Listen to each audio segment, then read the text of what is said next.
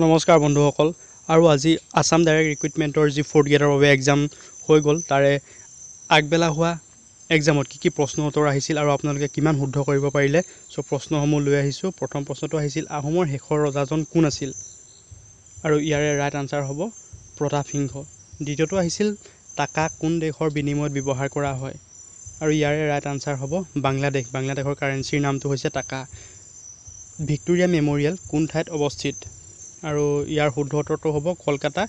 পশ্চিমবংগ কলকাতাত অৱস্থিত Victoria memorial next question আহিছিল আপোনাৰ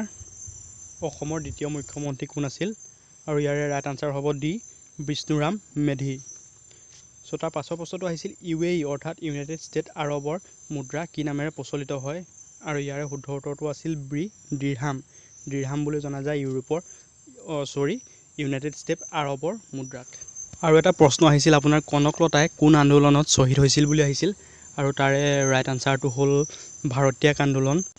আৰু কি প্ৰশ্ন আহিছিল আপোনালোকে কমেন্ট বক্সত কমেন্ট কৰক আৰু লগতে সেকেন্ড শিফটত কি কুৱেশ্চন আহিছিল আপোনালোকে কমেন্ট কৰক হয়তো মই ভিডিও বনাই দিম আপোনালোকক উত্তৰবিলাক আৰু আমি যিমান আলোচনা কৰি আহিছিলো তাৰে 99% প্ৰশ্ন উত্তৰ আসাম ডাইৰেক্ট ৰিক্ৰুটমেণ্টৰ 4th গ্ৰেডত আহিছে সো ভিডিওবিলাক চাই থাকিব আপোনালোকে